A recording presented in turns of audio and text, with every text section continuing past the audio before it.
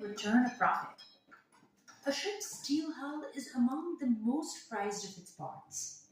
The manager of this shipyard can resell it to metal mills for millions of dollars.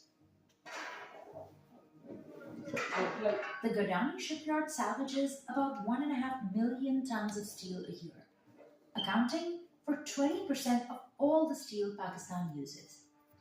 It takes about 400 trucks to move just one ship's remains to their next destination. This truck is off to a factory in Lahore.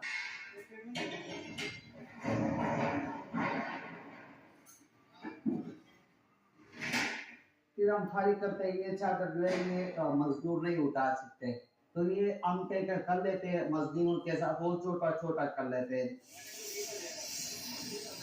Then they sort the scrap into piles depending on the shape and type of metal.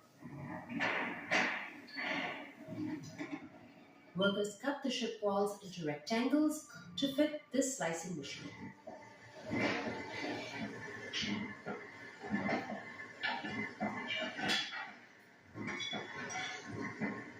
कोई मिल वाले जो है वो special सरिया बना देते हैं, वो जो है उसे नट काबले वगैरह.